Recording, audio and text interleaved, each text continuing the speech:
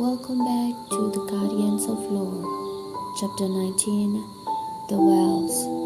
The cavern we enter was about half the size of the entire Stagwood Elementary. I walked forward and felt the dirt and stones crunching underneath. There was no telling how long it had been since anyone had set foot there. To our right was a deep hole with a simple wooden support standing over it. Attached to the crank, a rope was hanging from down, disappearing into a hole. Whatever was inside was glowing, the same orange as the shield over my flying bed. To the left there was a similar hole, except that it glowed red. I had been picturing wells like the ones I had seen in pictures, but these looked much older, ancient even. Red is for Ryle, Deli told us. That meant the orange well was for Lore. The room was wide open, without anything of note beside the wells, and after our last few run-ins, it's safe to say we were happy that there wasn't a creature in sight. There was, however, another plate in the center of the floor though. It sat directly between the wells and read, "Remember what's been found and learned. The pen is not a gift but earned. The safer place to hide creation, hands that lack imagination."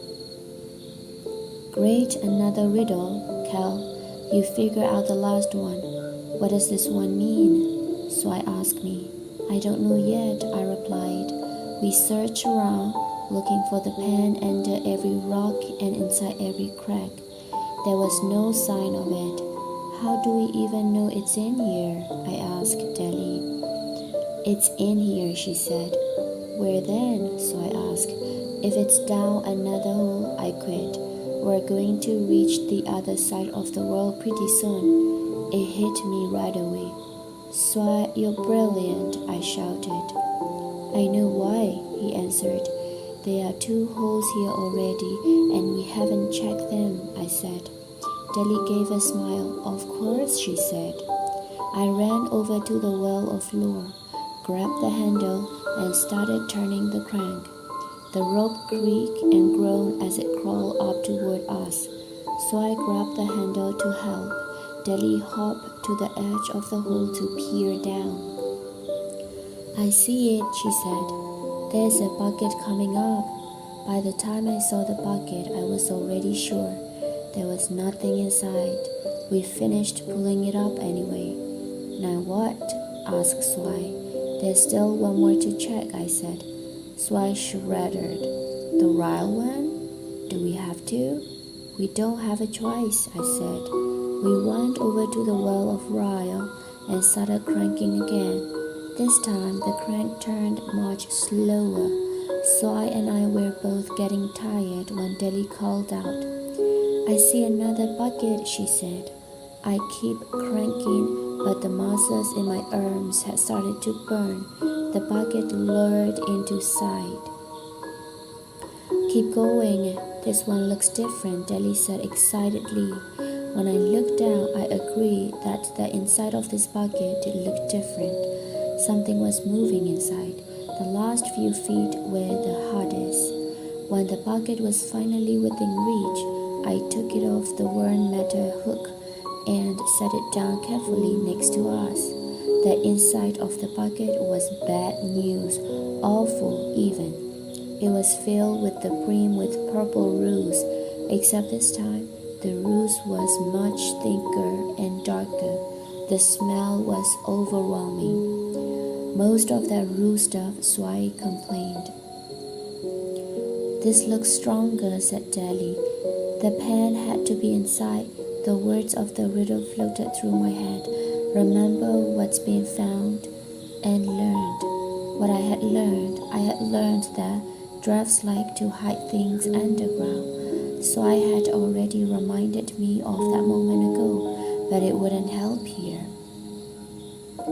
I had also learned that this mountain was filled with tricks.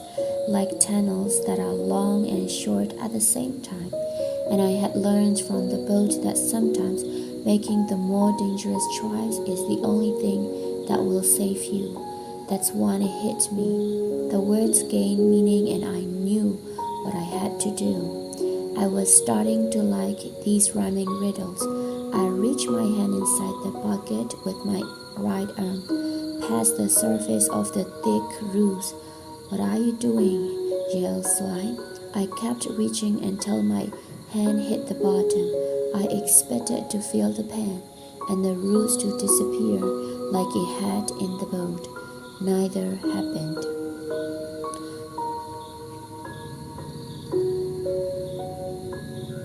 So I put his hands to his head. Take it out of there or you will be monster food. Cal cried Dally with wide eyes, but it was too late. The roots started traveling up my right arm, covering it, and it didn't stop there. It oozed across my chest. It felt cold and hot at the same time. It made its way to my left arm, then down to my wrist. Get it off him, shouted Swai, batting at my arm with his hands. But when the roots settled on my left hand, it started to condense. It was being pulled and concentrated into my palm until it formed a new shape, much smaller, more solid. When it stopped, I knew without looking that I was holding a pen.